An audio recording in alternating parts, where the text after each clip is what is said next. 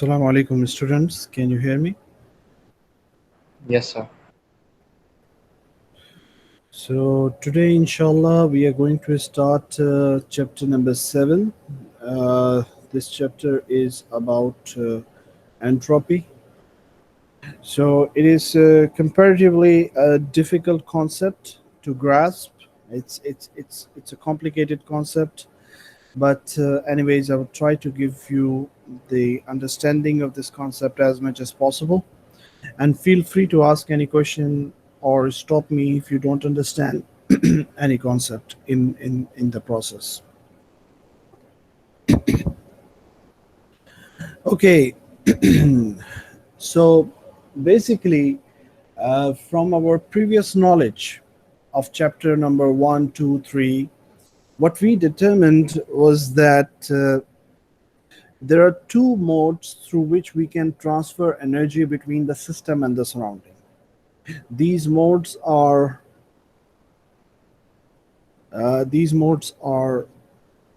work and heat. These are the two modes through which energy can transfer between the system and the surrounding.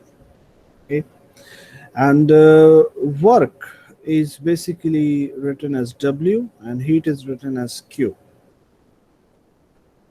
Now we will try to analyze and understand the process of work, and then we are going to replicate it for the case of the heat and see uh, how the concept of entropy is being developed. Okay, so first of all, when we talk about work, let's say that we have a piston cylinder device. So we have a cylinder, we have a piston here, okay, and inside we have a gas, and this piston can move up and down the cylinder. Now suppose when the gas is expanding, what will happen? The piston is going to move up. When the piston is moving up, what we say is that the work is done by the system on the surrounding. So the volume is there is a change in volume of the gas, and that change in volume is positive. So basically work is represented as what? It is pressure multiplied by change in volume. Okay, if you look in terms of the unit, pressure has units kilonewton per meter square, and volume has unit meter cube. Meter square is going to cancel with this, so it becomes kilonewton meter, which is actually kilojoule. So work is in kilojoule, and it is pressure into change in volume. Okay, so when the gas is expanding, so the change in volume is positive, and when the change in volume is positive, so we say that work is positive, and so basically we say this is the work out or the work done by the system on the surrounding. On the other way around, suppose if the gas is contracting, okay, so if the gas is contracting, so it's like the piston is pressurizing the gas, so that means the system, the work is done from the surrounding on the system. So if the work is done on the system, then the gas is compressed, it contracts, and we say that the change in volume is negative, and so the work is considered as negative. So the work consideration of the work to be positive or negative depends upon the change in volume, if it is positive or negative. So if the gas is expanding, then the work is done by the system on the surrounding, and we say that the work is positive. If the gas is contracting, then we say that the gas is being pressurized and the work is done from the surrounding on the system, and we say that the work is negative. Okay. First of all, are you able to catch up with me? Do you understand it? Is it logical? Everything is clear? Yes, sir. Yes. Okay. Yes. Okay. Now let's try to focus more over what is this formula. When we say the work is equals to P delta V, so P is basically what? It is pressure, and pressure is basically the driving force.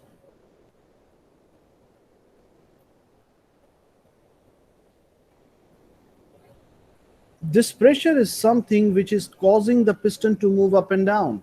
When you have a difference in pressure, this is something which is pushing the piston to move up and down.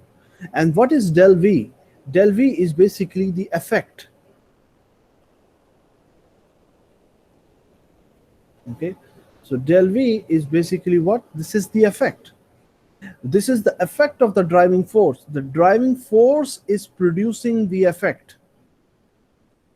The driving force is producing the effect. The driving force is the pressure, and the pressure difference is the driving force, and it is producing the effect, and the effect is the change in volume, whether the volume is increasing or the volume is decreasing.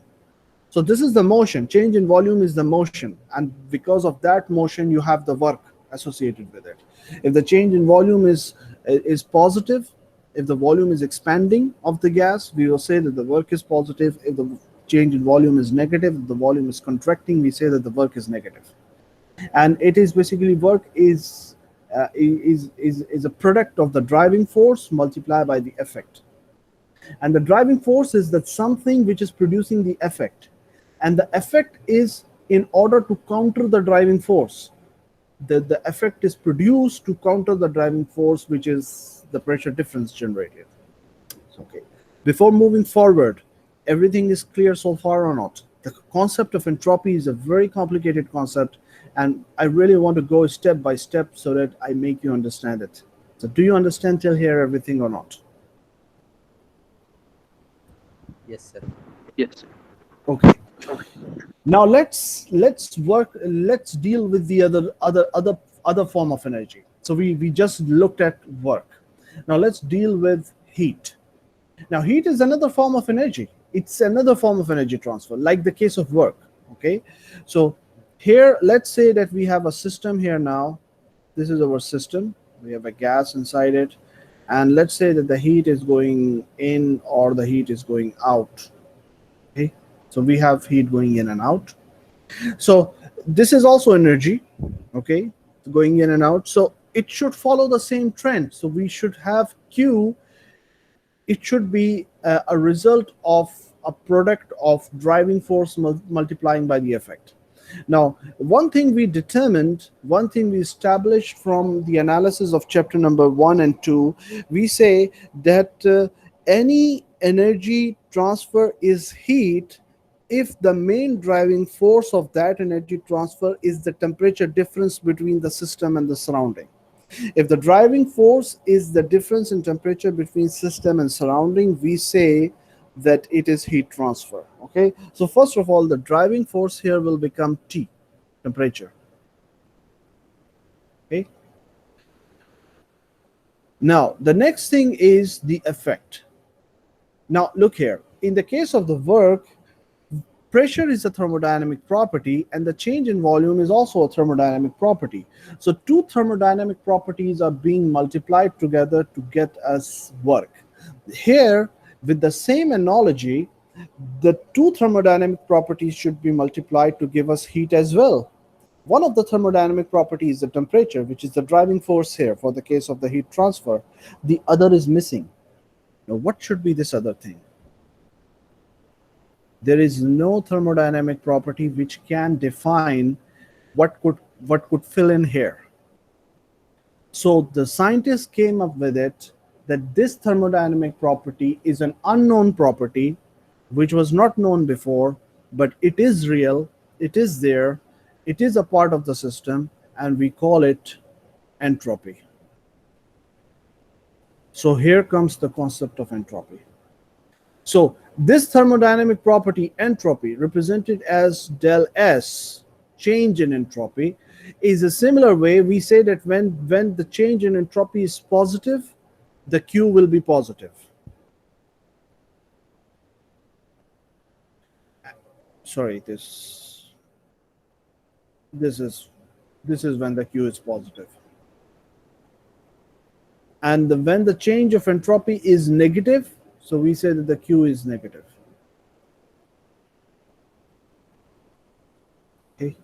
So here comes the concept of entropy, and so the formula for the entropy becomes del S is equals to delta Q by T. So this becomes the formula for entropy. First of all, do you understand where the concept of entropy comes? It comes with the same analogy as the case of the work. So we have a driving force multiplying by the effect, okay, and both are thermodynamic properties to produce work, okay. So if the driving force is temperature in case of the heat, then it should be multiplied with another thermodynamic property to produce the heat, and that other thermodynamic property is entropy, is defined as entropy. How did the scientists came up with the name entropy? That's another big story, but we are not going to go into that. It's all written in the book. If you want to go through it, you can read it yourself, how they came up with the name entropy. But anyways, this is the main idea. How does this entropy comes? It is a thermodynamic property. It is there within the systems, okay. When this property drops, when the value of this property drop in the system, then the heat actually is then the heat actually goes out of the system. And when this property value increases within the system, then the heat is added to the system. So far everything is clear Okay. or not? Yes, sir. Okay. Now there is a concept of entropy generation, or you can say that there's a principle that the entropy will always increase. Now this is again explained in the book by Clausius inequality, and Clausius inequality is the right way to explain it, but actually it is quite complicated way to explain it, and only the professionals who are at a very high intellectual state can understand the concept of Clausius inequality. But for the students, I have devised another way to explain this thing. Okay, so let me give you an explanation with the help of an example. Let's say that we have a businessman here, okay, and the business. Let's say that we have a businessman, and this is the pocket of the businessman. This is a pocket of the businessman. Obviously, there is money in it. Okay, obviously there is money in it, okay. Now when a businessman do the business, what it does is that, let's say that the businessman purchases something, so the money goes out of the pocket, okay. So let's say he purchases something for 10 rupees. I'm just giving an example, okay. So a businessman purchases something from 10 rupees, so 10 rupees goes out of the pocket, okay.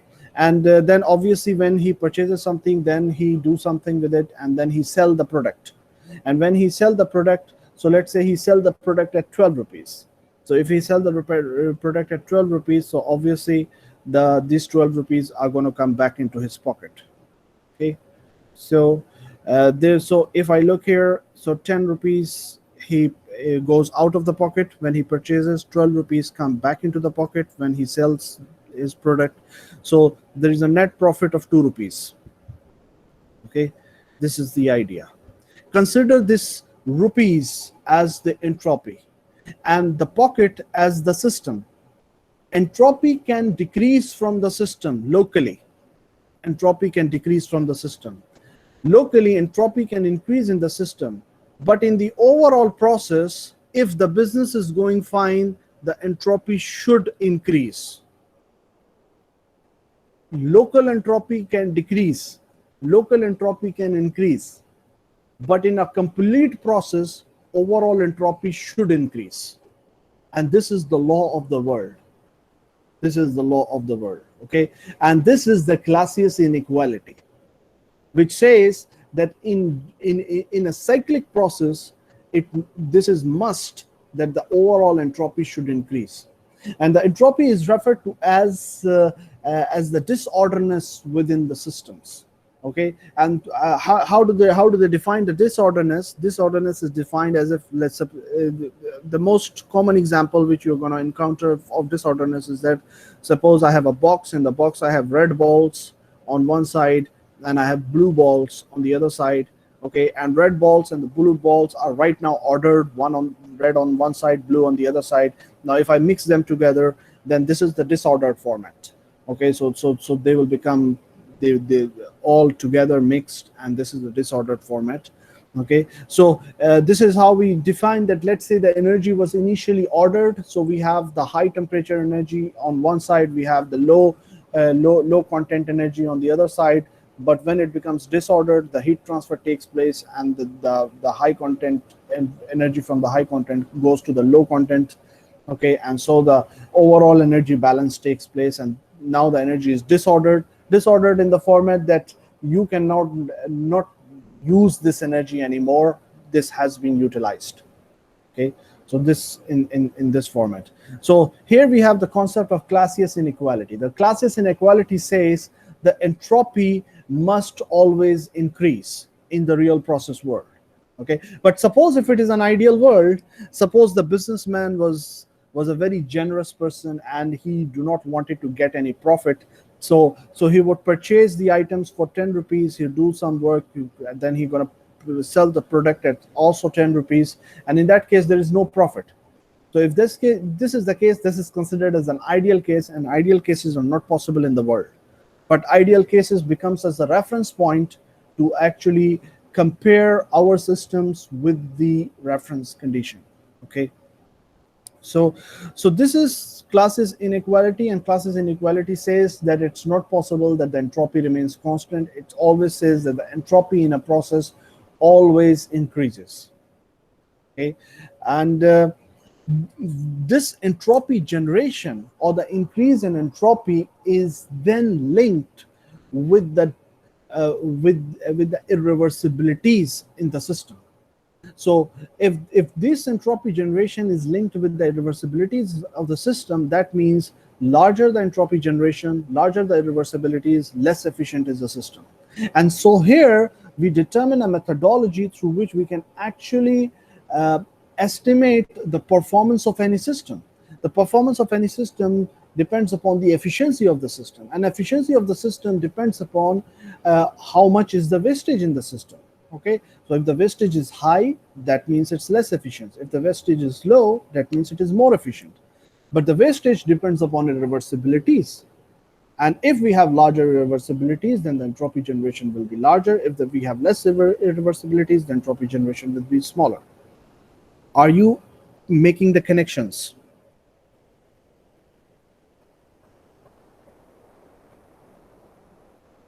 Yes, sir. Could you repeat your last point? The last Didn't point, get the last point what I said is that the scientists determined that first of all, the scientists determined that there is a thermodynamic property known as entropy, and whenever there is a heat transfer associated, the entropy change will always be there. Is this thing clear? Yes. And then the scientists determined that in the process of heat transfer, there will always be some losses. In the process of heat transfer, there will always be some losses. The losses are because of the irreversibilities. Okay, and the scientists determined that whenever you have losses, you will have entropy generation. A little entropy will be more generated. So entropy is generated whenever you have losses. Okay, and so the determination of entropy generation becomes a fundamental way to determine the efficiency of different processes. If we are able to determine that how much is an entropy generation in a process, we can actually determine that how much are the irreversibilities, how much is the wastage, and so what will be the efficiency of the system. Are you getting it? Yes. Okay. So anyways, this concept of entropy is very hard to grasp. Why? Because it came up as a result of the analogy here, which I mentioned, for the case of between work and the heat. This analogy was the fundamental reason through which the scientists came up with the idea that there is something as entropy. Otherwise, there was no evidence. You know, for everything there is an evidence that something is measurable. But entropy is something which is not directly measurable, but they determined a way to measure entropy. Scientists found out a way to measure the entropy. But anyways, this was not something which was directly visualized, measured, or could be directly sensed. And this is the main reason the concept of entropy is a very difficult concept to grasp, because people normally understand and grasp the concepts which they can physically see or which they can sense. But if there is a concept of a property that you cannot see, that you cannot sense, but it is there within the system, but you cannot see, you cannot sense, so it's become really difficult for people to understand that concept. Okay, so this is the main concept of entropy here. This concept of entropy is there. All the systems in the world have entropy in them. Entropy itself is a thermodynamic property, and it varies with the transfer of energy. Okay, so when Q is added, when Q is removed from any system, okay, so there is basically the entropy increase or decrease within the system, and it's always associated.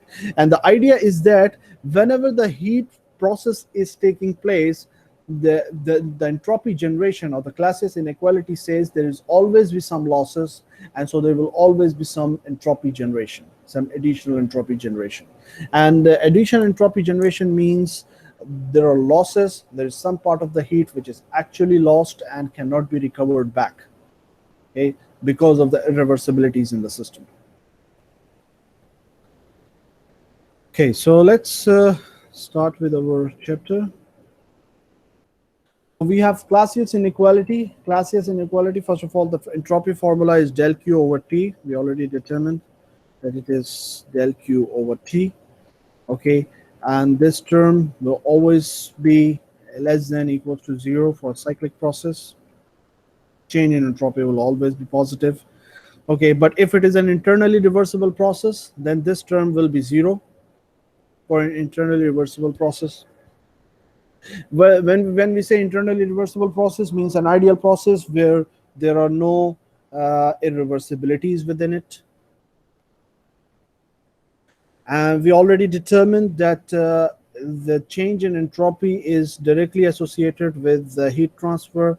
Okay, when the Q is positive, then the change in entropy is positive. When the Q is negative, change in entropy is negative.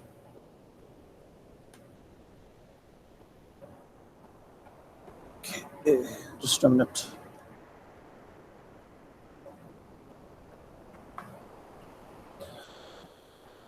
Okay, then entropy is a thermodynamic property. In the differential format, we can write ds is equals to del Q over T. For internally reversible process, ds will be definitely change in entropy. It's S2 minus S1. The unit of entropy will be very simple, because if you look here from the idea, unit of entropy will be del Q over T. Del Q is kilojoule. T will be in Kelvin, so kilojoule per Kelvin.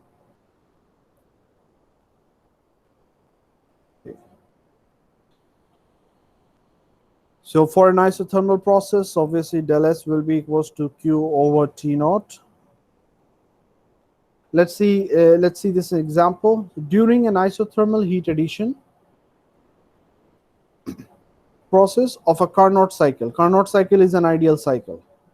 Ideal cycle means entropy remains, there are no irreversibilities, so there is no wastage, and the entropy remains constant. S1 equals to S2. Means del S is equals to 0. 900 kilojoule of heat is added to the working fluid from a source. So Q is added. How much? It is 900 kilojoule to the working fluid from a source at 400 degrees centigrade. So that's the temperature. Determine the entropy change of the working fluid. Determine the entropy change of the source and the total entropy change for the process. So let's have a look at it. So we have entropy change is del Q over T. For a thermal process, it will be Q over T. Okay, so let's talk about working fluid. Now heat is added to the working fluid, so Q will be positive, and temperature is 400 plus 273 Kelvin. So it becomes 900 divided by 400 plus 273, so it's like 1.337 kilojoule per Kelvin. So that will be the entropy change for the case of working fluid. So since the working fluid is gaining heat, so entropy change will be positive.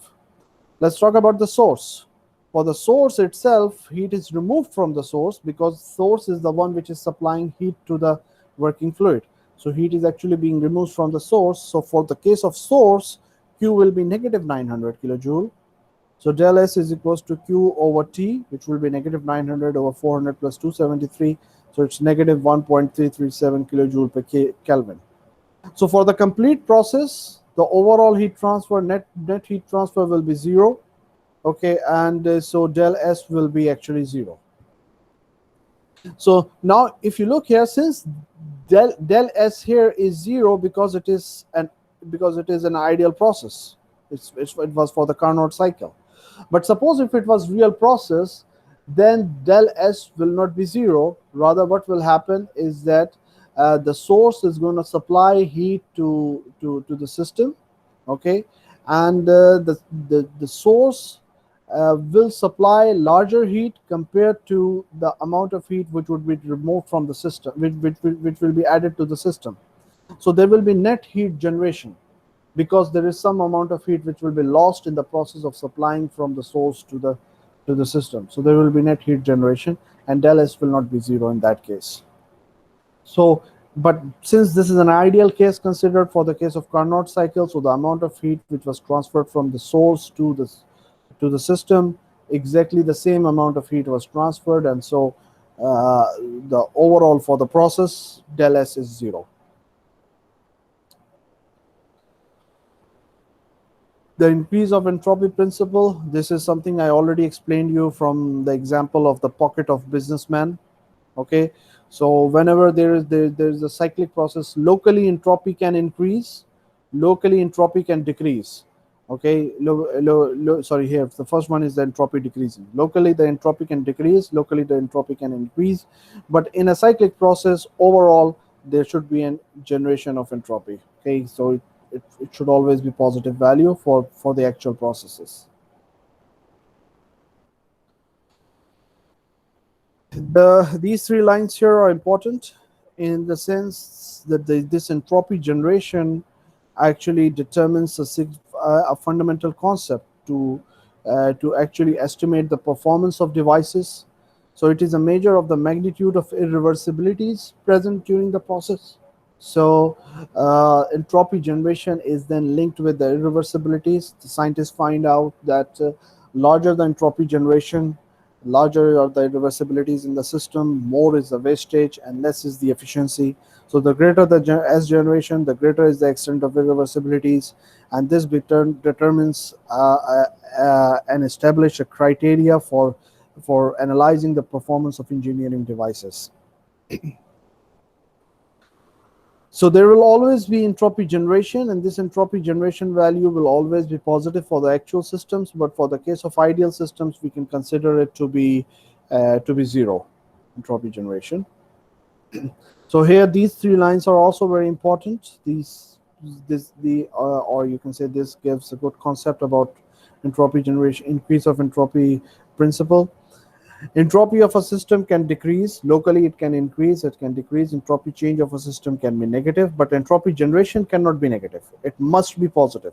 So if a business has to work properly, there has to be some profit in the system.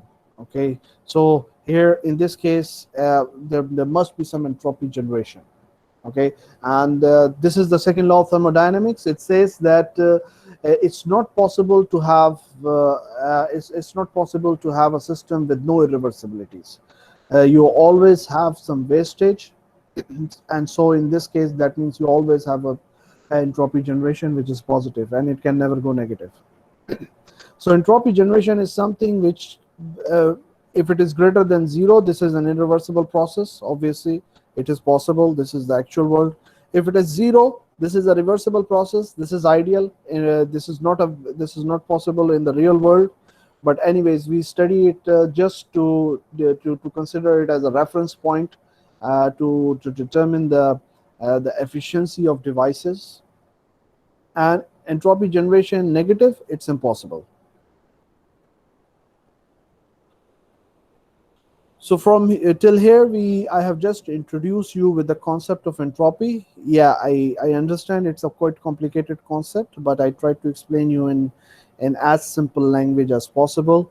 There is a lot of theory discussed about it in chapter number 7 in the textbook. You can go through it if you want for more understanding. I also shared some of the videos with you from YouTube, which were a comparative good explanation of the entropy. If you watch those videos, it will also help you to understand the concept. In reality, this concept is a complicated concept because it is something which scientists understood it is there, but it is not something that you can actually visualize or you can actually feel. But anyways, this thermodynamic property is a real property. It has been well established that and all the laws associated with with this thermodynamic properties actually work and function in the real world. So here I have introduced you the concept of entropy at this point. Okay. Uh, Before moving forward, I need to ask, anybody want to ask anything? So I have a question. You said entropy always increases when we talk about A complete when we're cycle. not talking about a system, right? Yes, yes. For a complete process, entropy must increase. Okay, so entropy increase is associated with that reversibilities. The reversibilities are always going to be there. So it's, for example, let's say that you are using a pump to raise the pressure of the fluid. Now, how is going to pump run? Pump will run when you connect the pump with an electricity. So you're supplying electrical energy, and what we are assuming is that all of the electrical energy will be used to be converted into the high pressure of the fluid, to raise the pressure of the fluid. This is our idea. Okay, but in reality what happens is that when you supply the electrical energy, the pump runs. Now as the pump runs, you can hear the noise of the pump. Now this noise energy, where it is coming? It is coming as part of the electrical energy that you're supplying is being converted into noise energy. At the same time, if you touch the pump or the motor of the pump, you're going to find that it is a bit hot. And so why this is hot? It's because the electrical energy you're supplying, part of that electrical energy is being wasted as heat energy and is being converted into heat energy, and that's why the pump is becoming hot. So in reality, there are reversibilities within the system, and those reversibilities will never allow all of that energy to be converted from one form to the other form. Okay, and so there will be always be some losses in the system, and this is the second law of thermodynamics. And what the scientists have determined is that entropy is a physical, is a real thermodynamic property, and it always increases as some of the energy is lost. It always increases as some of the energy is lost, and there will always be losses of energy in any process in the world. So entropy overall always increases. So there is always entropy generation, which is a positive value. Did I answer your question? Yes, sir, you did. So, but you said that whenever there's energy loss, there's an increase in entropy, right? Yes, yes, yes. Is that the case for everything? Because like, Yes, this is the case for I, everything, I, but for a cyclic process. okay, for a Okay. cyclic process. So this is what I said. Even if you see here, for example, of the business and pocket, locally entropy can decrease. So when the entropy is decreasing, that means delta S is negative, or locally entropy can increase. Delta S can be positive, but the overall effect, cyclic effect, would be there will be an entropy generation in the end.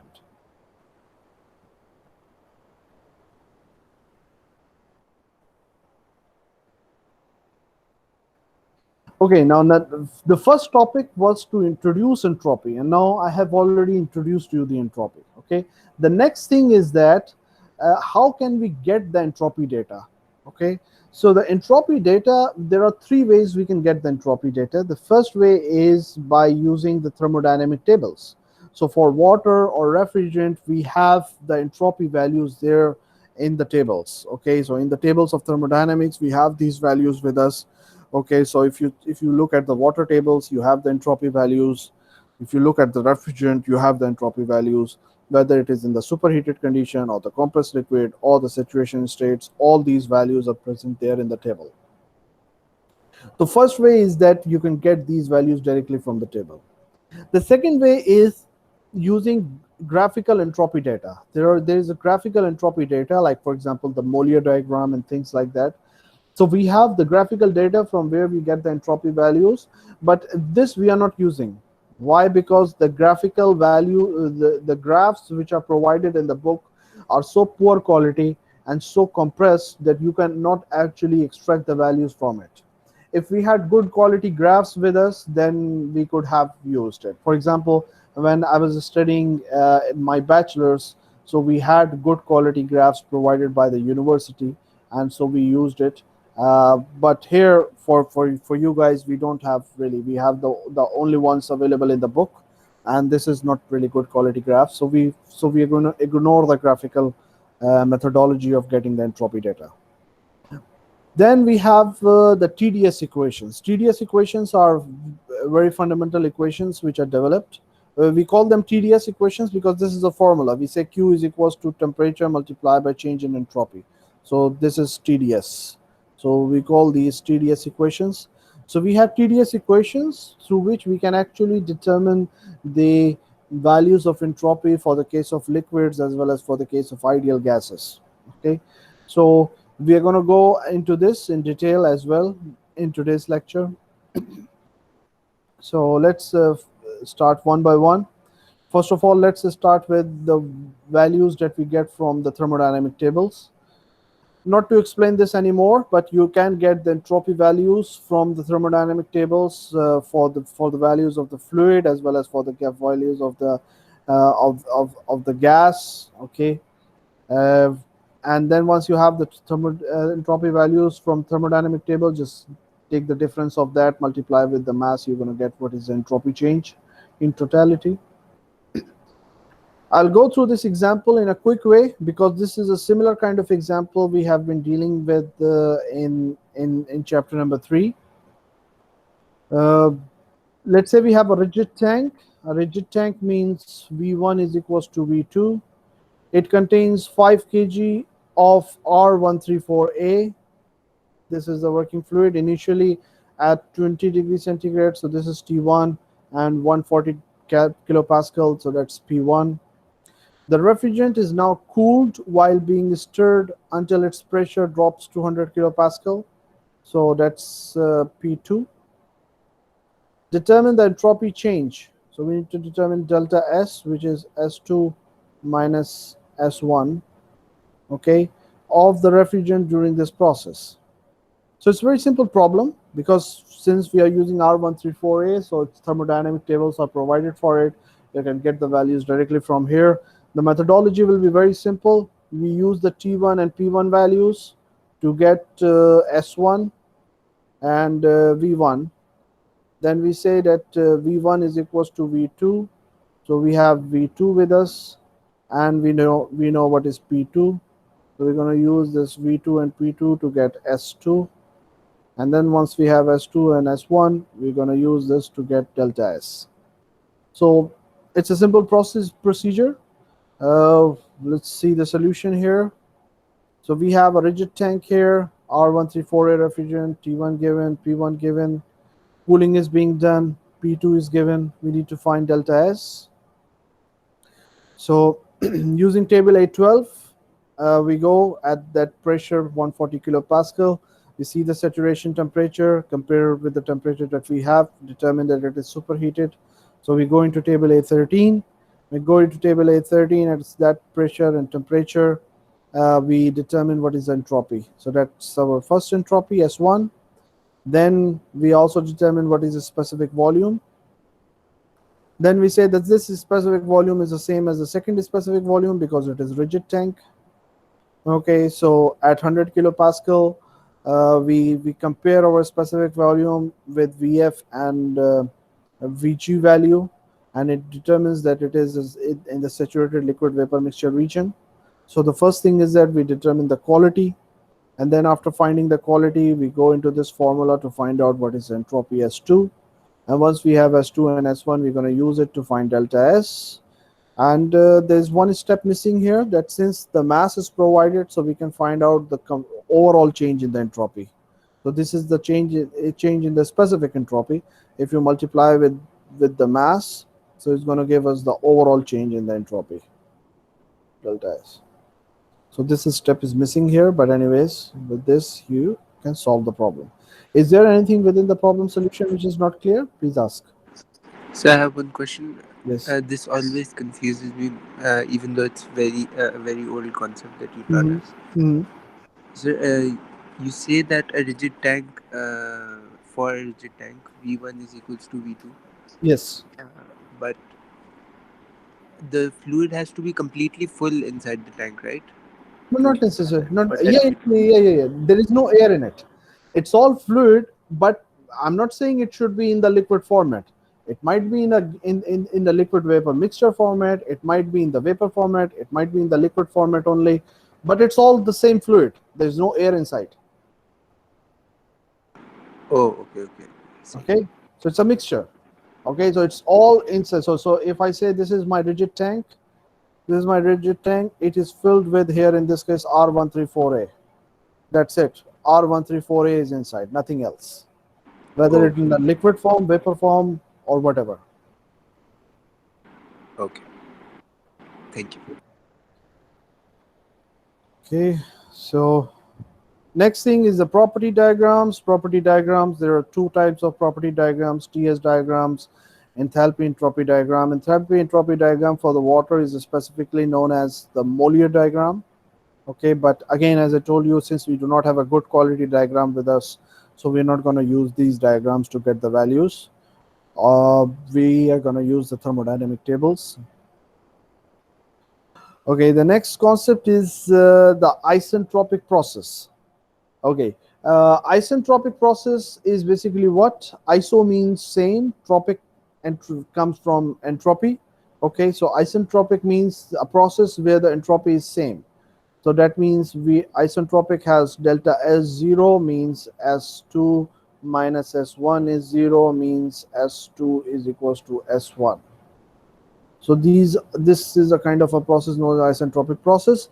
Obviously, this is an ideal process since we are saying that the change in entropy is zero. So that's an ideal process. It will only be will occur when we say that there are no irreversibilities in the system. Obviously, when we say that del S is zero, that means del S is equals to del q by t. So that means we are saying that del q is zero. So there should not be any heat transfer in the process. So that's why isentropic processes are also considered as adiabatic process. So adiabatic process uh, and internally reversible are also given the name as isentropic. So this is the name. Internally reversible and adiabatic process means isentropic. Next, we have the TDS equations that we need to generate. But before generating the TDS equation, let's have a break of 5 minutes, and then after that, we are going to start with the TDS equations. Anybody want to ask anything? You can ask. Please put your attendance in the chat box. Please put your attendance in the chat box. Please note one thing, that right after the class, within 15 minutes, I put the attendance in the system. So in case if you forgot to put your attendance, please mention it to me as quickly as possible, because once I have placed the attendance in the system, then it becomes very difficult to change. Okay, so place your attendance in the chat box. Okay, and within 15 minutes after the lecture, I put the attendance in the system. So try to inform me if you have any issue in your attendance or you forgot to put it in the chat box as quickly as possible. Let's have a break of 5 minutes, and then after that we'll restart back. Okay. Okay.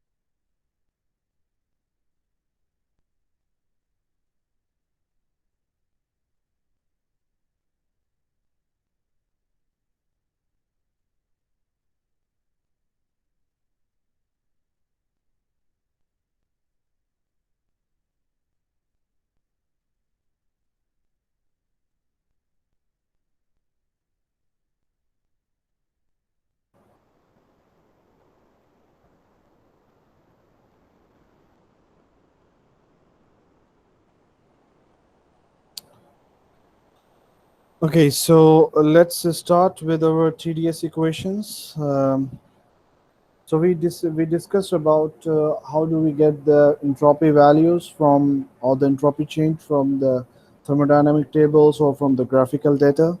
Then the last thing is by using the TDS equations. Now TDS equations are developed for the gases as well as the liquids, through which we can actually determine the change in the entropy values. So let's develop the TDS equations. The first TDS equation is developed from the first law of thermodynamics. The first law of thermodynamics says Q minus W plus E mass in minus E mass out equals to delta U plus delta kinetic energy plus delta potential energy. Now suppose if it is a closed static system. So for a closed static system, E mass in, E mass out will be zero. Also it's static, so delta kinetic energy and delta potential energy will also be zero. So we'll have Q minus W equals to delta U. In the differential format, we can write here delta Q equals to du plus delta W. Now Q can be written as TDS, as this is the formula for Q. Okay, and work can be written as PdV. So this becomes our first equation. This becomes our first TDS equation. It says that TDS equals to du plus PdV, and it comes from the first law of thermodynamics. For the second equation, it comes from the definition of enthalpy, because we know that enthalpy is internal energy plus PV. If we write it in the differential format, so it becomes dH is equals to du plus differential of PV. Okay, so if we take the differential of PV, so it becomes PdV plus VdP. Okay, so this is the law of the differentiation. So when two variables are in product with each other, and you have to differentiate them, then this is the law of differentiation. So it's differential of PV will become PdV plus VdP.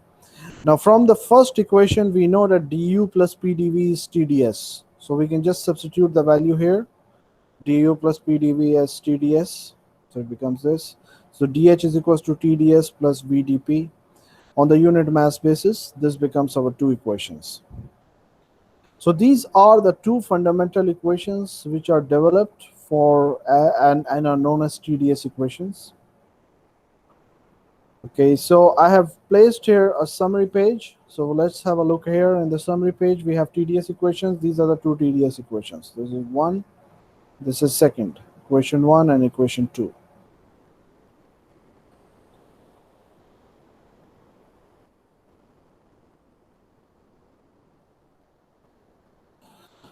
Okay, now let's say that if we are dealing with the solids or the liquids, for the case of solids and liquids, they are considered as incompressible, because if you change the temperature of the solids or liquids, the change in the specific volume or the change in the size of or the density of these solids and liquids are very small. Since it is very small, so here we can just ignore the work done. The work done here in the first law of thermodynamics, when we say that Q minus W equals to delta U, then the W is the work done, which is associated with the change in the volume. So for the case of liquids as well as solids, the change of volume is almost negligible, so we can actually ignore it. So this thing becomes zero. So it becomes Q is equals to U, or in the differential formula, delta Q equals to du. But du can be written as CdT. Now from where we get this? Chapter 4. In thermodynamics, when we studied chapter 4, at the end we studied specific heats, and we also discussed about the specific heat for the solids and liquids. So for the specific heats of solids and liquids, du can be written as CdT. This is coming from chapter 4. So I can just substitute here delta Q equals to CdT. Okay, and then from the definition of the entropy, which is ds is equals to delta Q by delta T, just substitute here CdT as delta Q. So it becomes integral CdT by T. Okay, if the specific heat is constant, we can take the specific heat out of the integral. So it becomes C, it's S2 minus S1 is equals to C average ln T2 by T1. So this becomes our fundamental equation to determine the entropy change for solids and liquids. So let's come here at the back. We have the formula sheet. So for solids and liquids, S2 minus S1 is C average ln T2 by T1. This is equation 3. Okay. So after covering the solids and liquids, let's go to the ideal gases. So for the case of ideal gases, we have three things known. First of all, this is the ideal gas equation, PV equals to RT. Then we have dH is equals to Cp dt and du equals to Cv dt. Again, these two equations are coming from chapter number 4. These two equations are coming from chapter 4. At the end of chapter 4, when we discuss about the specific heat for the gases, we already mentioned there that for the gases, the Cv and Cp value will be different, specific heat at constant volume and specific heat at constant pressure. And so we have the definition of enthalpy and internal energy associated with specific heat values. Du can be written as Cv dt and dH can be written as Cp dt. So now we have the two equations, two fundamental equations of TDS that we developed before, these two. We just need to do some mathematical manipulation into it. We divide these equations by temperature, okay, and then we got this here P by T, but P by T can be written as R by V because we have ideal gas law, PV equals to RT. Similarly here we get V by T, but V by T can be written as R by P because we have the ideal gas equation here. So from here onward, we have, so if we integrate it, okay, so we have two equations. S2 minus S1 equals to Cv ln T2 minus T2 by T1 plus R ln V2 by V1, and S2 minus S1 equals to Cp ln T2 by T1 minus R ln P2 by P1. So these two equations are the equations to determine the change in entropy for the case of ideal gases. If you go back into the formula sheet here, so look here for the case of ideal gases. For the case of ideal gases, these are the two formulas. S2 minus S1 equals to Cv ln T2 by T1 plus R ln V2 by V1, and S2 minus S1 equals to Cp ln T2 by T1 minus R ln P2 by P1. Equation 4 and equation 5. Remember, you're always going to use these formulas if it is written in the question that do the approximate analysis, or if it is written in the question that the consider constant specific heats, or if it is written in the question that use cold air standard assumption. If any of these three things are written in the question, then you're going to use this formula. Otherwise, you're not going to use this formula. Okay, so it should be for approximate analysis, or it's written in the question that use constant specific heat, because you look here, you are using Cv values, Cv and Cp. These are the constant specific heats because you take them out of the integral. Anything can come out of the integral if you consider it to be constant. If the thing is not constant, it cannot come out of the integral. Okay, so we are using constant specific heat or for approximate analysis, or if it is written in the question that use the cold air standard assumption, then you are also going to use this. Okay, so these are the two formulas here for the case of ideal gases.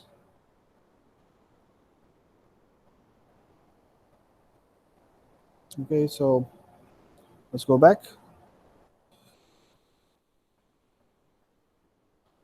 Okay, so here this is for the ideal gases. So we are using constant specific heat. So Cv comes out of the integral. Similarly, Cp comes out of the integral. Okay. Suppose if we have to use the exact methodology. For the case of exact methodology, now the specific heat values cannot come out of the integral. This is not possible now, because there is variation with temperature, and this thing cannot come out of the integral now. So in this case, what we do is that we have to take the values from the tables. We have to take the values from the tables, and these values are provided in the table. So what the table does is that the table provides the value of an entropy from a reference point. The reference point was taken as 0 entropy at 0 Kelvin and 1 atmospheric pressure. It's considered 0 entropy, and then the entropy values are considered from that reference value to any specific temperature. And so we have the S naught values. We call it S naught values. There is a naught sign here. Okay, and you have these S naught values for all the gases present in their tables. Okay, what we do is that, suppose if you want to know that what is the change in entropy S2 minus S1, so we have to do the integration from 1 to 2. Okay, so but what we do is that we do it by integration by parts method. Okay, so by doing integration by parts method, so we do it from 0 to t2 minus 0 to t1. 0 to t2 minus 0 to t1 will be the same as 0 to 1. So suppose I have the value 0 here, and I want to know between 1 and 2, this region. Okay, so I'll do it 0 to 2 minus 0 to 1. So I'm going to get this thing. So this is integration by parts. Okay, again here these values 0 to t2 or 0 to t1, these values are the standard values, measured values given in the table. So we can get these values from the tables. Okay, and so these values are used when you cannot take the specific heat out of the integral, because the specific heat is not considered constant, rather it is variable and it varies with temperature. Okay, so you're going to get here S2 naught, S1 naught values, and these S2 naught, S1 naught values can be get easily from thermodynamic tables against the temperature. Okay, so let's have a look at it.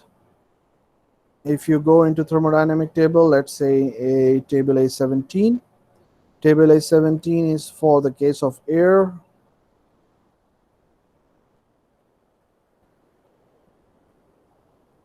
So look here. For the case of air, you see here you have S naught value. These are the S naught values. And these are against temperatures. So if you know any temperature, you can just go to that temperature and find out the S naught value for that temperature. Okay, so these S naught values are there in table A17 for air, and then for in other tables for the other gases as well. There's only one difference. If you look here, for the case of air, the values are provided in kilojoule per kg Kelvin. Okay, but when you go to other gases other than air, then these values are not provided in kilojoule per kg Kelvin, rather the values are provided in kilojoule per kilomole Kelvin. So these are the bar values. You see a bar sign here. So because they are in the kilomoles, but anyways, this is the procedure of solution would remain the same. Only the thing is that in the end you get the answer in per kilomole, and then you have to divide by the molar mass to get the values in kilojoule, in kg. So it will be kilojoule per kg Kelvin values, but you have to divide by the kilomole values by the molar mass to get these values. So you have all other gases in the kilomole format and the air in the kilojoule format. So we have this formula here. We'll use this formula to find out the change in the entropy, but for the exact analysis, it will be in kilojoule per kg Kelvin for the case of air, and will have the bar values in kilojoule per kilomole Kelvin for the other gases. But if you divide it by the molar mass of that gas, you're going to get the values in kilojoule per kg Kelvin. So we have this formula here. If we go back into the formula sheet, so for the case of exact analysis, or for the case of variable specific heats, or if nothing is mentioned in the question, then you have to use the tables, and the formula will be S2 minus S1 equals to S2 naught minus S1 naught minus R ln P2 by P1. This is the formula you're going to use for the air, or if it is for any other gas, then you're going to use this formula where S2 bar minus S1 bar is this thing. Okay, so these are the two formulas that you will use for ideal gases. If the analysis needs to be done is exact, or it is mentioned in the question that use the variable specific heat and heat values, or if nothing is mentioned in the question, then also we are going to go with the exact analysis. So these informations are very important, which is written here, because you're going to use them a lot in chapter number 9. Okay, in chapter number 9 you will have problems where it is written that use the approximate method, then you have to use these equations, or it is said use the constant specific heat, or sometimes it is written use cold air standard assumption, sometimes it is written use exact analysis, sometimes it is written use variable specific heat values. Sometimes nothing is mentioned. Then in this case, you know that which formulas you have to go with to find out the entropy change. Okay.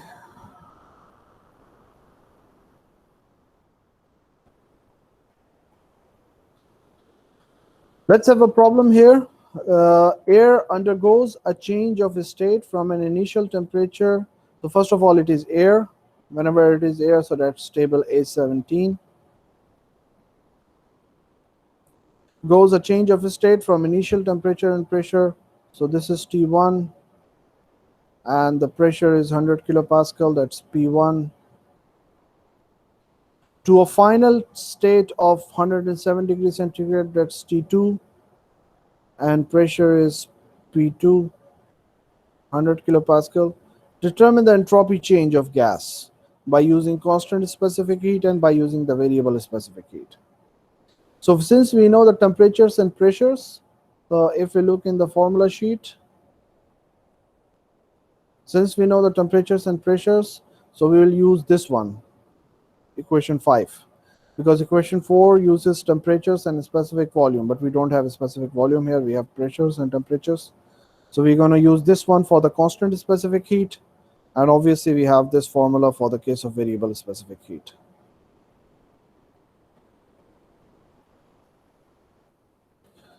Let's have a look at the solution. Okay, so we have T1, we have P1, we have T2, we have P2. So for constant specific heats, we're going to use this formula, equation 5, approximate method, Cp ln T2 by T1 minus R ln P2 by P1. The value of R you can get from table A1, since it is air. We know what is P2, we know what is P1, we know what is T2, we know what is T1. Now we know what is R. The only thing is Cp. Now the Cp value you're going to get from table A to B. Okay, so if we go into table A to B,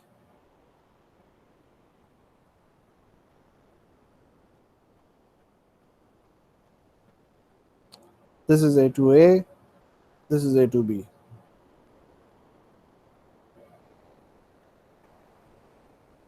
We're going to do it for air. We need the Cp value, and we need it for a specific temperature, average temperature actually. So if you look here, so we know the temperature T1, we know temperature T2. We're going to use this to find out the average temperature, and this is 337.5.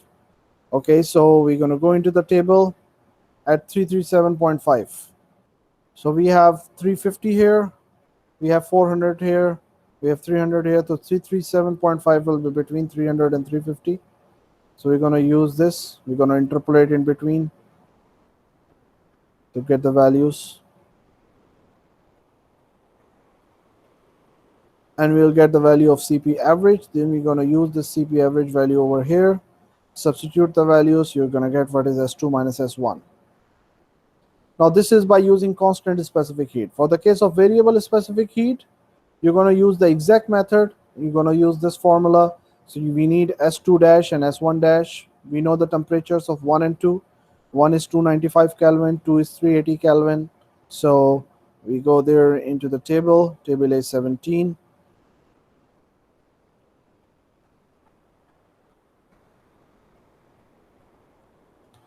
So in table A17, at 295 Kelvin, we have the S value, S naught value. Then at 380 Kelvin,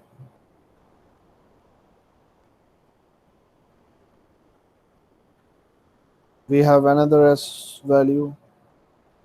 So we're going to use these S naught values in the formula. R is something no, P2, P1 we know. Substitute the values, you're going to get S2 minus S1. So this is by using the approximate method. This is by using the exact method. We got S2 minus S1. Is this thing clear? Is the solution of this problem clear?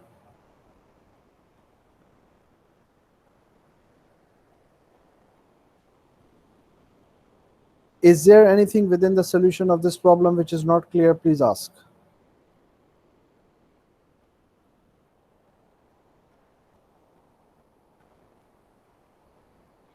Sir, we always get constant values from table.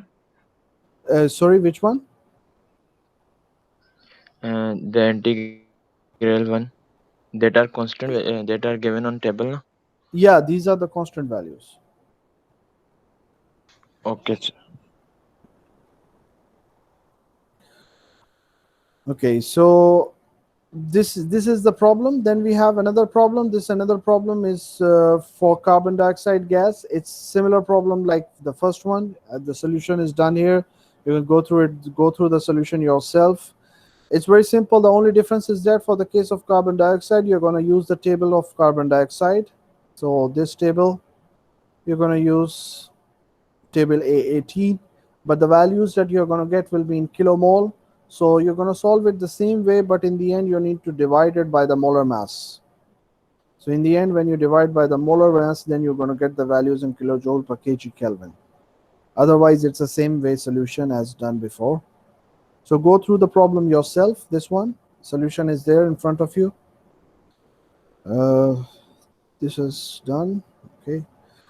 Till this point, anybody have anything to ask? Anything not clear? Please ask.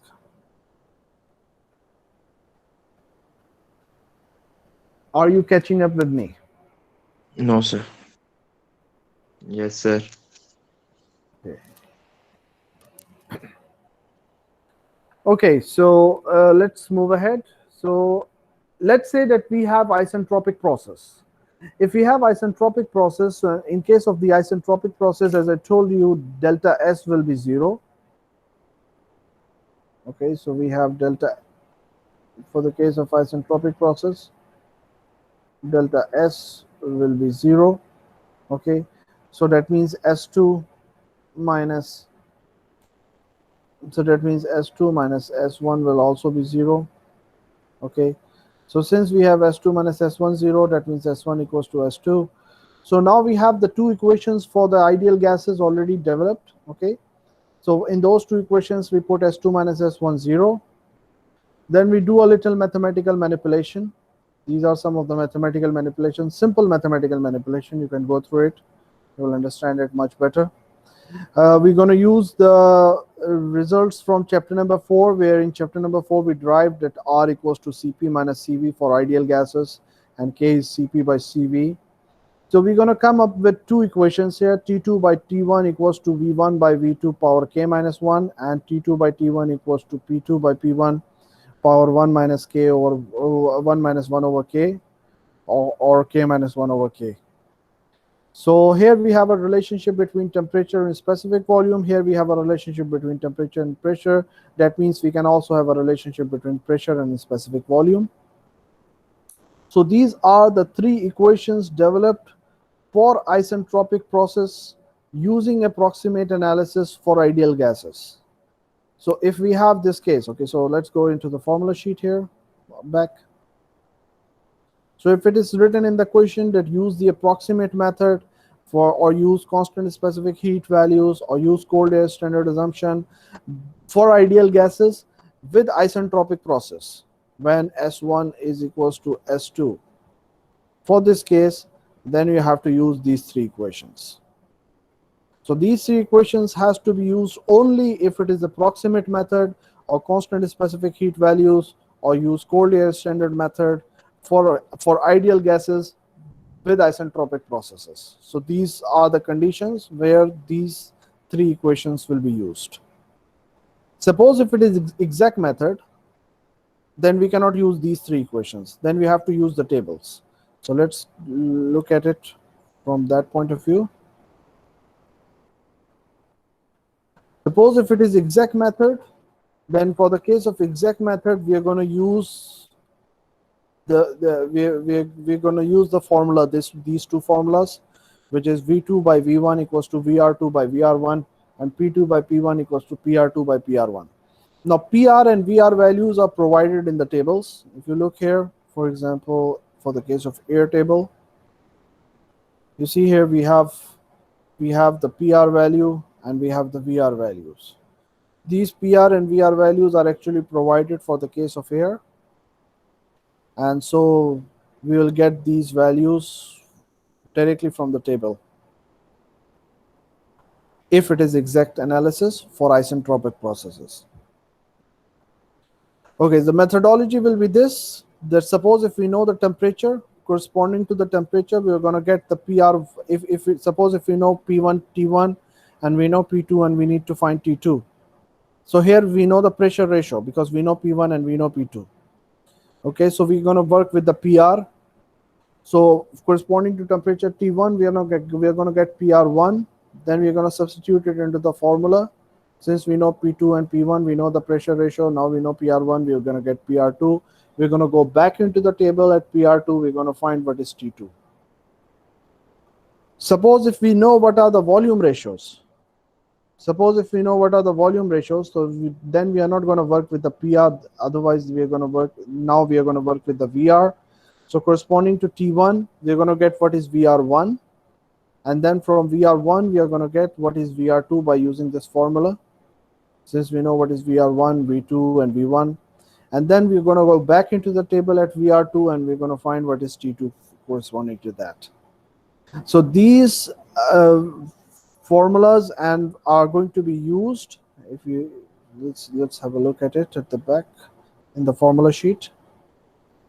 If it is exact method, or if it is variable specific heat, or it is written in the question, use variable specific heat, or nothing is mentioned in the question, then you have to use the tables. And if it is an isentropic process, so for an isentropic process using exact method, you're going to use these formulas and you're going to get the VR and PR values from the tables directly.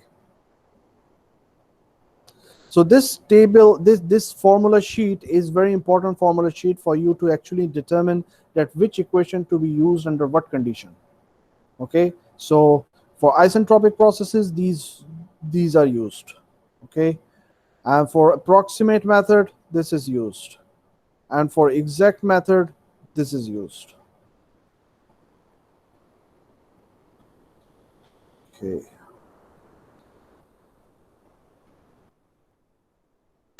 Sir, Yes. is formula sheet uploaded on GCR? Actually, the formula sheets I have, yes, it's uploaded on GCR. If you look in the textbook, corresponding to the textbook material, I have provided the formula sheet as well. And these lecture slides are already with you, right? Okay, sir. Okay, sir. Thank you, sir. Okay, so let's have a problem here. Let's look at the problem solution. So air is compressed in a car engine from 22 degrees centigrade and 95 kilopascal in a reversible and adiabatic manner. So first of all, step by step, it is air. So table A17 is compressed in a car engine from 22 degrees centigrade. So that's T1, and P1 is 95 kilopascal in a reversible adiabatic manner. Reversible adiabatic manner means isentropic. That's the definition of isentropic. Isentropic is reversible adiabatic. Okay. So if the compression ratio V1 by V2 of the engine is 8, so we know the compression ratio V1 by V2. So we are going to work with VR. Okay. Determine the final temperature of the air. Okay, before figuring out that we work with the VR, first of all, if you look in the question, it's not mentioned in the question that use approximate method. It's not mentioned in the question that use exact method. It's not mentioned in the question use constant specific heat. It's not mentioned in the question use variable specific heat. It's not mentioned in the question use cold air standard assumption. So basically nothing is mentioned. When nothing is mentioned, so as I told you in the slides, that when nothing is mentioned, you're always going to use the exact method. So when nothing, Values from table. yeah, from when nothing is mentioned, you're going to use the exact method. So that means since it is isentropic process, so you're going to use these formulas. So that's why you're going to go into the table and get the values. Okay, so let's have a look at it. Okay, so we know T1, P1, and we know that what is VR. V1 by V2 is basically VR. Is basically VR. It's not VR actually. It's V1 by V2. It's the ratio. Okay, so what we need to do is that here it is 22 degrees centigrade. So 22 degrees centigrade means 295 Kelvin. We need to go into the table. 295 Kelvin. This is 295 Kelvin. So at 295 Kelvin, if you look here, the VR value is this one. Okay, so it will be 647.9. So that will be VR1 because it is a T1. Now we are going to use this formula. VR2 equals to VR1 into V2 by V1. We know what is V2 by V1. We know what is VR1. So we're going to get what is VR2. So VR2 is 80.99. Now we go back into the table. Let's see 80.99. So it's 1700, 900, 700, 500, 400, 300, 200, 100. Here we have 100. 80.99 would be here. So 80.99 would be in between here. So our temperature would be in between 660 and 670. So we need to do interpolation. So when we interpolate, so we're going to get our temperature comes out to be 662.7. So that's the solution of the problem.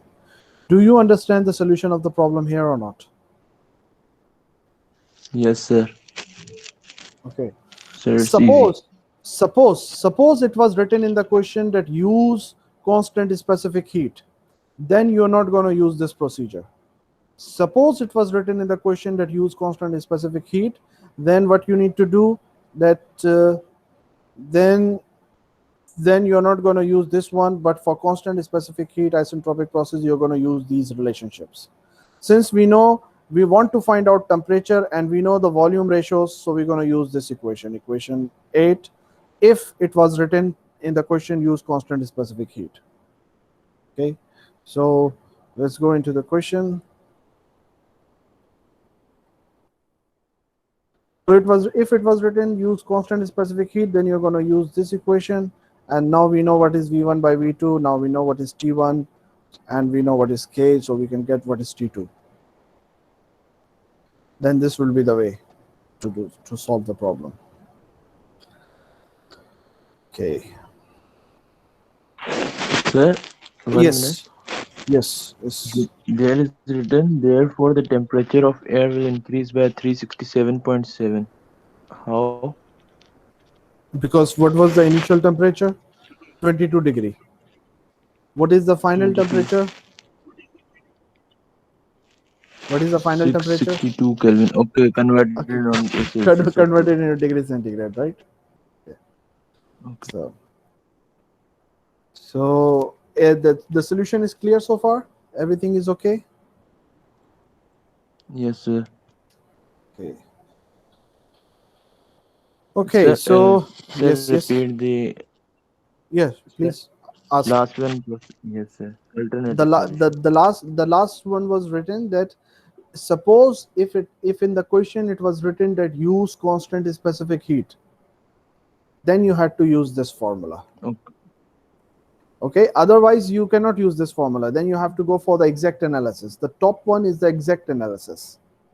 Okay, so the exact analysis you need to use the tables. But for the case of if it was written in the question use constant specific heat, then you need to use this formula which was written down. Okay, so these are two different methodologies of solution, and you need to know both the methodologies, and you need to look into the question that which methodology the question is referring to. And I have told you the keywords. If it is written used constant specific heat or variable specific heat or exact analysis or approximate analysis or cold air standard assumption, or let's say nothing is written, then you can figure out that which methodology you have to use. Okay, sir. Okay, so the next topic is the reversible steady flow work. Basically, suppose if we have a pump or the case of a compressor, It's a very important point to determine that what is the amount of work input for the case of the pump or for the case of the compressor. Both pump and compressor needs work input, because we discussed this in chapter number 5, that these are the devices that used to raise the pressure. But the only difference is that the pump is used for the case of liquids as well. However, the compressor is used for the case of gases. If you want to raise the pressure of a gas, you're not going to use pump. You're going to use compressor. And if you want to raise the pressure of a liquid, you're not going to use the compressor, you're going to use the pump. These are two different devices made for two different substances. Liquid and the vapor are two entirely different things, and so obviously the machines which are used to compress them, to pressurize them, are also different. We are not going to go into the construction of those machines, but you should know that okay, these two machines are different devices and they are used for different purposes, for different the purpose is the same, to raise the pressure, but for different working fluids. For liquid it's the pump, for the gases it's the compressor. Okay, however, now the important thing is that if you want to know the work input for the case of the pump or for the case of the compressor, the methodology is quite different. You cannot use the methodology of the pump over the compressor, or you cannot use the methodology of the compressor over the pump. If you do this thing, you're going to make a blunder. You're going to make a big mistake. Now the thing is that we are actually studying it here right now, but it will be in application from chapter number 9 onwards. From chapter number 9 onwards, you're going to see different kind of thermodynamic cycles, where you're going to have, in some of the cycles you'll have pumps, in other cycles you'll have compressors, and these pumps and compressors, you're going to analyze them, and for analysis you need to determine the work input for them, obviously.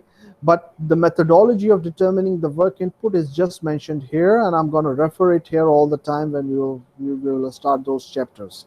So this question itself, this example question itself, is very important, because I'm going to refer it again and again to you when we come to chapter number 9 onward, just so that you to let you remind that okay, we discussed this before in chapter number 7, in example 7.12. Okay, so let's see this example. Determine the compressor work input required to compress steam isentropically from 100 kilopascal to 1 megapascal. Okay, so this is P1, 100 kilopascal, and 1 megapascal, this is P2. Okay, assuming that the steam exists as saturated liquid and saturated vapor at inlet state. So if the steam at the inlet is saturated liquid, obviously then we are going to use the pump. If the inlet, the steam as saturated vapor, obviously then we are going to use the compressor. So we need to solve the problem two times. One time assuming that the steam at the inlet is in the liquid state, saturated liquid, and the second time we assume that the steam is there as saturated vapor. So one time it will be used for the case of pump, otherwise it will be used for the case of compressor. And the main objective is that we need to find what is the work input.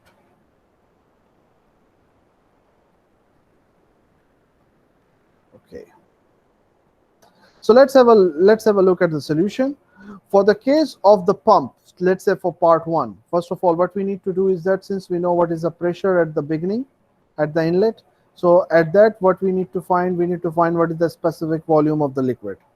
So we need to get at that pressure Vf value, so we get what is V1. Now the formula is this one, V1 P2 minus P1. This is how we determine H2 minus H1, which is the work input for the case of pump. This is the correct methodology. Okay, so you know what is V1, you get it from the table, then multiply it with the P2 minus P1. Since we know P2, we know P1, so you're going to get what is the work input for the case of the pump. This is the correct methodology for the case of the pump. Now let's move ahead. In part B, we have the compressor. So since we have the compressor in part B, using V1 P2 minus P1, this methodology P2 minus P1. This methodology will be wrong if you use for the case of compressor. So for the case of compressor, we need to determine work input. So work input will be H2 minus H1. And for this, we are going to use the methodology that S1 is equals to S2. So what we're going to do is that at the inlet condition, we have the pressure and we know it is saturated vapor. So we're going to get what is H1 and what is S1. And then we say that S1 is equals to S2, okay, for the case of isentropic compressor. So S2 is equals to S1. So now we know what is S2 and we know what is P2. So we're going to use P2 and S2 to find H2. And the difference between H1 and H2 is going to give us the work in. So here the work in will be H2 minus H1. But the methodology is that you're going to use S1 equals to S2, this methodology. This is what we are going to do if you need to find out the work input for the case of compressor. If you use this one, this will be wrong. And for the case of pump, you need to use V1 P2 minus P1. Suppose if you use here in the case of pump that okay, I know P1, so from P1 I can get what is S1, and then I say that okay, S1 is the same as S2, and then I know what is S2 and I know what is P2, and I get what is H2 from this. And here I get and here I get from P1 I get H1, and then I say that H2 minus H1 will be the work input for the case of pump. If you use this methodology for pump, this is wrong. For the pump, you have to use this one. For the compressor, you have to use this one. You cannot use this one. Okay, so for the case of pump and for the case of compressor, these are two devices used for different fluids, okay, and you cannot use the same methodology of finding the work input for the both cases. So for both the cases, for the compressor you have another methodology, another procedure to find out the work input. For the case of pump, you have another methodology, another procedure to find out the work input.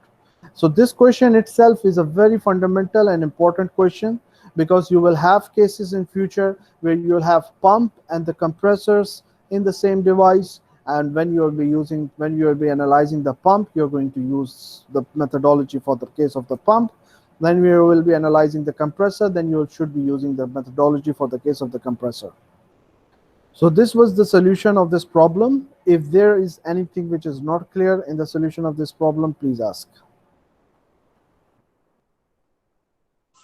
No, sir. Everything is clear? Yes, sir. Okay. And one thing I have to mention here, what is the reason why we cannot use one methodology with one fluid, another with the other? The thing is that for the case of the liquids, we assume that the liquids are incompressible.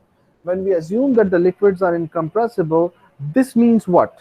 This means that the density of the liquid is not changing, means the specific volume of the liquid is not changing. So we can consider the specific volume constant for this case. That's why specific volume is considered constant, and then the pressure difference is just multiplied. So this is the way to get the work input for the case of the pump. However, we cannot use the same way for the case of the compressor, because for the compressor is deal with the gases, and the gases are not considered incompressible. If you change the pressure of the gas, the volume or the specific volume or the density of the gas is going to vary significantly compared to that of the liquid. So you cannot use Vp2 minus P1 for the case of the gas. So you have to use this methodology, S1 is equals to S2. Okay. So this is the way to deal with the case of compressor as well as for the case of the pump. Okay. If anybody want to ask anything, you can ask.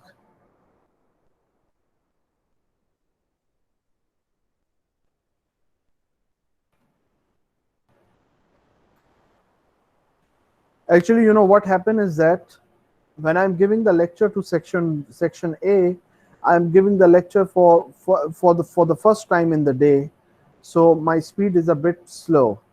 And then once I have given the same lecture for 2 hours, and now I'm repeating the same lecture to you guys, my speed becomes more fast because I have already just given the same lecture before. So the thing which I covered in 2 hours there in section A, I have covered in 1 hour and 45 minutes in section B. So we finished there in section A at this point. We have some time, but I will not start isentropic efficiency topic here because I did not cover it in section A right now. So anyways, if you have anything to ask, you can ask. Otherwise, the lecture is finished. You can leave the lecture if you want.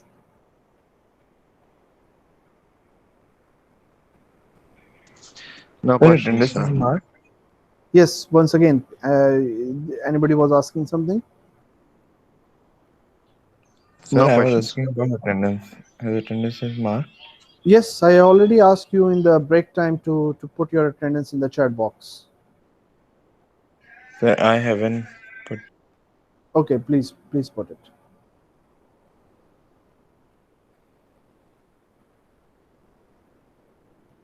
Anything else anybody want to ask?